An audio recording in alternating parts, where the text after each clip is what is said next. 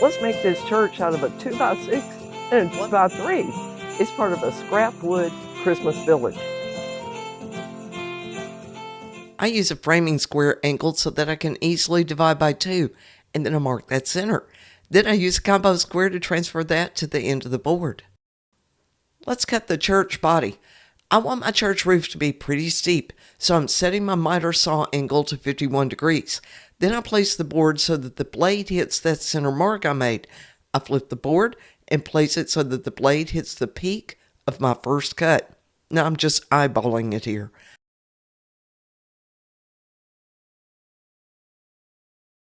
I want the vertical walls to be shorter than the length of the roof for this church, and I eyeballed the straight cut to be about 6 inches from the peak. And there's our church.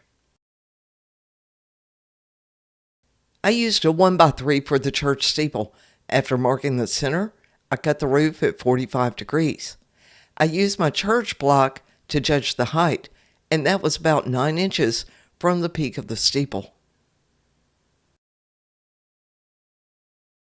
Let's glue our church body and steeple together. And if I had to do this over again, I might have traced my pattern onto each piece before I glued them, and you'll see the tracing in the next section.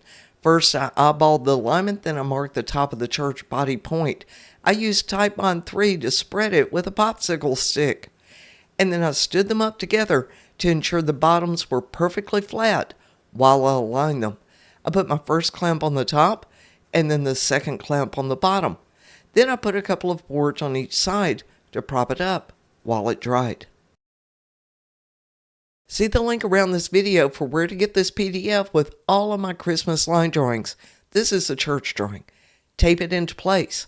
I use carbon paper and a stylus to trace it onto the wood, and see the link around this video for where to get a pack of that carbon paper that comes with a pack of these stylus tools. Now let's trace the tower as well. The line across the circle is where the roof angle meets the wall, and the little line below it, that's the top of the church body. If I had to do this over again, I might have traced both of these before I glued them together.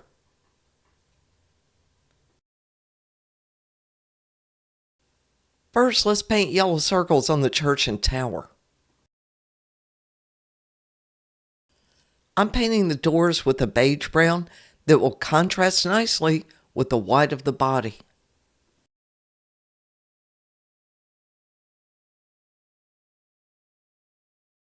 I'm using my white paint pen to outline the doors and circle window. This pen has reversible points, and this one has a sharp bevel edge on it, which I like better than a round tip. It's great for trimming the doors and yellow circles. Okay, now let's paint all the walls white, and the back as well. I later painted the roof black.